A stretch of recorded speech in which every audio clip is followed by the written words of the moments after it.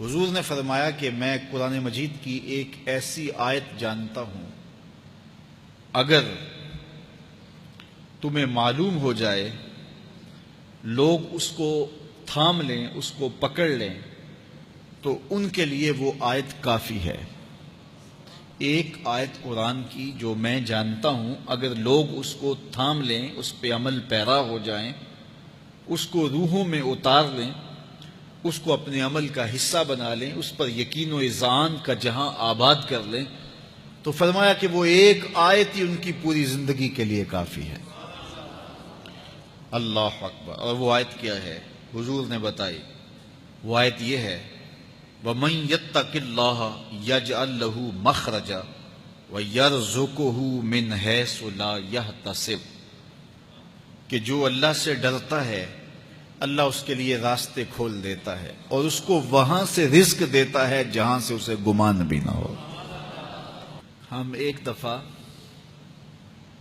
ایک سفر پہ تھے، تو ہماری گاڑی کا پیٹرول ختم ہو گیا،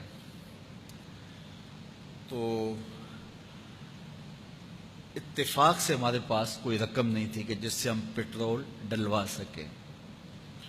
تو میں نے اپنے ساتھی سے کہا کہ یہاں کوئی قریب ترین ساتھی ہو تو اس کا نمبر ہو تو اس کو فون کرو کہ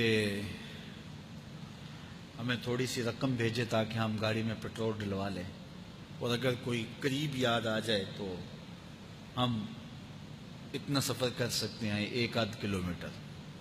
تو اچانک ایک ساتھی یاد آ گیا کہ وہ یہ دوسری تیسری روڈ کے اوپر اس کا گھر ہے، تو ہم نے گاڑی ادھر موڑی، تو ابھی اس کے گھر نہیں پہنچے تھے، تو ایک آدمی ہمیں دیکھ کے تو حشاش بشاش ہو گیا، ابھی اس کے گھر نہیں پہنچے تو دیکھ کے تو حشاش بشاش ہو گیا۔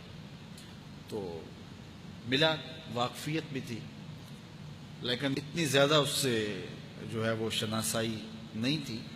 کسی اجتماع میں اس نے ہمیں بلایا تھا، تو ملاقات ہوئی تھی وہاں، ہم بیان کر کے اس کے علاقے میں، تو وہ لاہور آیا ہوا تھا، تو ہماری وہاں وہ ملاقات ہو گئی وہاں۔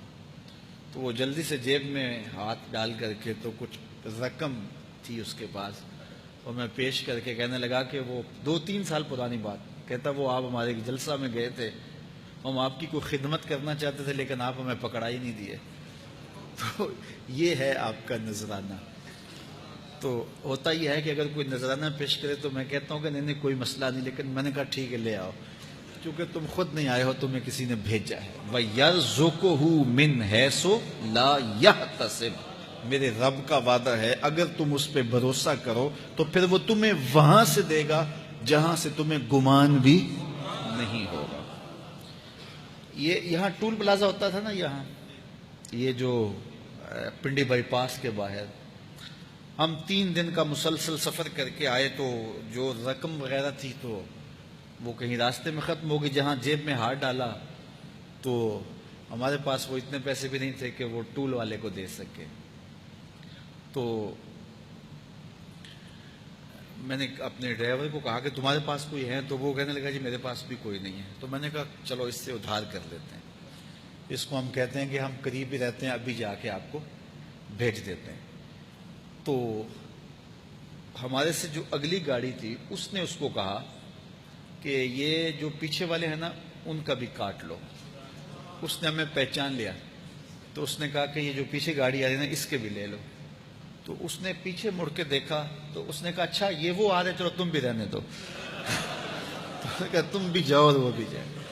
تو یہ ہم نے کئی مناظر زندگی میں دیکھے۔ تو اللہ کے محبوب فرماتے ہیں قرآن میں ایک ایسی آیت ہے، اگر تمہیں پتہ چل جائے اور اس پہ تمہارا عمل ہو جائے، وہ تمہیں وہاں سے رزق دے گا جہاں سے تمہیں گمان بھی نہیں ہوگا۔ اللہ اکبر۔ بہت سارے واقعات زندگی میں ایسے رونما ہوتے ہیں۔